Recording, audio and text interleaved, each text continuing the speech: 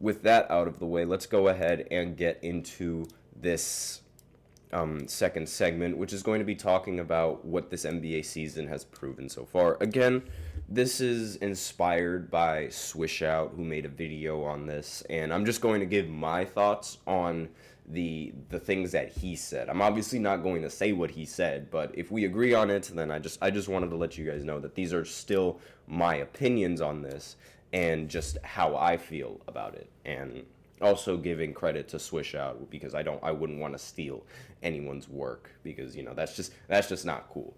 But in the last segment, we talked about Klay Thompson and like his sort of decline from being a all-star on Golden State to now being a current role player, and just how I was wrong, and I thought he was actually going to be a pretty solid player on the Mavs, but it doesn't really seem like that's going to be the case based off of how he's playing.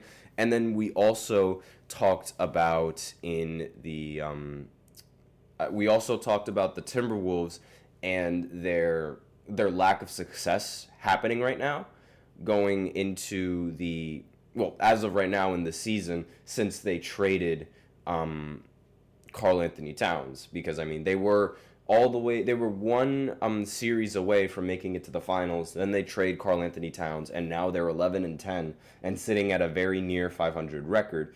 And Anthony Edwards could walk. He could end up walking if he really, really wants to towards the once his season is concluded, like once his contract is concluded. Excuse me. And let's see. With the Knicks right now, they're 14-8, and Karl Anthony Towns is on a winning team. Meanwhile, Anthony Edwards is on the short end of the stick. But that's besides the point. I talked about that in the last in yesterday's segment. So if you guys are interested to learn to have or figure out what I said, then I recommend tuning into that YouTube video. I uploaded it last night. But let's get into what I want to talk about today, which is the San Antonio Spurs and Chris Paul. So the Chris Paul effect is 100% real. Now, for those of you guys who don't know the Chris Paul effect, essentially every single time Chris Paul joins a new team, because he's played for a lot of teams. He's played for the Pelicans when they were named the Hornets, New Orleans Hornets. It was a very long time ago when they did that name change. The Clippers, probably his most famous tenure. Houston, another famous tenure. Oklahoma City, he's played for them. He also played for Phoenix, where he actually made the finals but did not win it, unfortunately. And Golden State, and now San Antonio. So, say what you want about Chris Paul.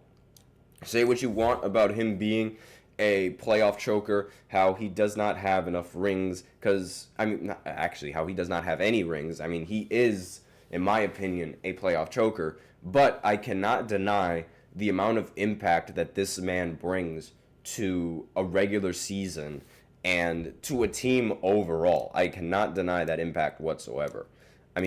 Every single time Chris Paul has joined a team, the team has played significantly better than before he was on the team. For the New Orleans Hornets, they changed their name to the Pelicans. So New Orleans, just keep that in mind. They were 18-64 without Chris Paul. Then once they drafted him, they went 38-44 in that season. Not a very impressive record, but still improvement was there. And the team ultimately ended up getting better and better as years went on. Unfortunately, they could not build a title contending team around him. Then he joins the Clippers. They were 32-50 before he joined. And then once he joined, they went 40-26. Again, Chris Paul effect. And he also had some help along with that as well, with Blake Griffin, DeAndre Jordan, Lob City. But still, most of it is Chris Paul. Then on Houston, an already good team, 55-27. So that is a great team led by James Harden. How much better can it get? Well, with Chris Paul, they went 65-17, and they look like they would be the team that would be able to beat the Golden State Warriors in 2018. And that effect that Chris Paul has on the team, it is real. Then on OKC, OKC was 49 and 33 in the previous year. Now, this one needs a little bit of an asterisk, all right? Because they were 49 and 33 that the year before Chris Paul, but you have to understand that the how do I say this? So the players on the Thunder were Paul George and Russell Westbrook, and that was their team record when the two All-Stars were on the team, right? And then that offseason, they ended up leaving. Chris Paul ended up getting traded to the Oklahoma City Thunder for Russell Westbrook, and Paul George ended up getting traded over to the Clippers in exchange for so many draft picks. So because the Thunder ended up losing the two stars, the two players that primarily made the offense, nobody expected the Thunder to be a good team. But they went 44 and 28, which is fantastic. Like that is great. I mean, that is no one again, this was a team, I believe they had like a 0.06% of making it into the postseason or something like that. I know it was a very low number. They had like maybe it was a 6% chance, a 6% chance of making it into the postseason. And they made the postseason with Chris Paul. It was it was completely unexpected, and that was when the Chris Paul effect sort of became less of a joke and more of a reality. And then on Phoenix, they were 34 and 39 before Chris Paul. And now when they got Chris Paul, they went 51 and 22. And it also should be noted that on that asterisk year, they did have to suspend the season a little bit. And I mean, because, in 2020 it was COVID, and they could not really have teams and players playing when there was a whole pandemic going around. So that year with the Thunder, it's a little bit of an asterisk, but still, at that rate, it seemed like he was going to have a much better record than the Thunder in the previous year. But the Suns, now this is, the first real season in a while, the minute they got Chris Paul, they went 51 and 22, and they made the NBA Finals. They did not win it in the Finals because Chris Paul is a choker, but they made it to the NBA Finals. And then recently for Golden State, they went 44 and 38 without him, and then with him went 46 and 36. So improvement, fantastic improvement from across the board. And now with the Spurs were 22 and 60, and right now I believe they're sitting at 11-11 as their team record. But still, this is a very good start, and this is a much better start than what the Spurs had in previous years. So the last 2 years, excuse me. So I'm going to, I spent a lot of time talking about Chris Paul. But again, that effect is 100% real. So I'm going to try and speed through this next team that I wanted to talk about, and that was the Miami Heat. So I don't know what the Miami Heat are trying to prove here. I genuinely do not know. But for the last 5 years ago, the best players on the Miami Heat were Jimmy Butler, Bam, and Tyler Hero. Going 5 years later, their best players were Jimmy Butler, Bam, and Tyler Hero. And what do they have to show for it? A couple of finals appearances, and that's it.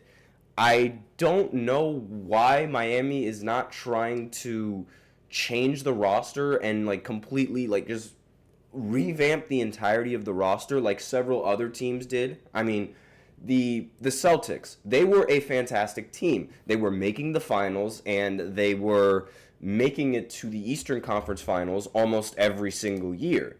What do? They end up getting better and getting Kristaps on the team. The Knicks, so recently they've been a great playoff team, and they've been at the very most a second round team. What did they do? They went and got better, and they got Karl-Anthony Towns as well as Mikal Bridges, and they got rid of DiVincenzo. The Bucks, they were on the cusp of being a competent team with Giannis Antetokounmpo, but they couldn't really get over that hump. They did a little bit too much, in my opinion, but what do? They went and they got Drew Holiday, which ultimately resulted in a championship later on, and then they went and got Damian Lillard, which isn't really looking like it's going too hot right now, but still, they're trying to improve their roster actively, and they're doing so in the span of a couple of years. The Miami Heat, they haven't really made a drastic change in their in their lineup at all. It's like they're just stuck on these 3 players. And I'm like, what are you guys trying? What are the Heat trying to prove? It hasn't given you an NBA championship, and it's not like you're really trying to improve the roster around them either. It's why are you guys trying to do this? And it's not like Jimmy Butler is getting any younger. And I genuinely do not understand why they continue to deal with these players on the roster as opposed to trying to get a better roster. Not saying that these players are like, intolerable or things like that, but they haven't really been able to be consistent. They go on some, miracle runs in the postseason, but I don't really see them, no one sees them, in fact, making it all the way to the NBA Finals most of the time. It's like, when are you going to stop with this Heat culture and just try and bring actual talent or more talent to the team? Because it's making it sound like that these guys aren't talented, because they definitely are talented, but clearly for the last 5 years this team has not done what is expected of them to do, and that is win championships. This team has not done that. So why aren't they making any drastic changes? I don't know, but that's really all that I have in this second segment. Again, I did not really expect to go way over the time, but it's like, let me know in the comments what you guys think. Do you guys think that that this season has proven a similar thing, or do you guys think differently? So we're going to go into a break, and then afterwards we're going to talk about Bill Belichick on potentially being the new head coach for North Carolina. So we're going to talk about that right after this short break. Be sure to stay tuned. Looking for your daily fix of sports talk without having to pay for it? GSMC Sports Network is available on YouTube. Just search GSMC Sports Network. Get your fix of daily sports talk shows on YouTube, absolutely free. NFL, college football, NBA, MLB, MMA, UFC, fantasy football, and so much more. GSMC Sports Network has shows running all day long, with new sports shows starting every 2 hours. Just like on your favorite cable sports channel, except GSMC Sports Network is absolutely free. Just search GSMC Sports Network on YouTube to catch one of your new favorite shows, like the GSMC College Football Podcast, Chip Shot Football Podcast, Hoops and Heels Women's Sports Podcast, GSMC Basketball Podcast, and so many more. Check it out for yourself. GSMC Sports Network, now available on YouTube absolutely free. Search GSMC Sports Network on YouTube right now.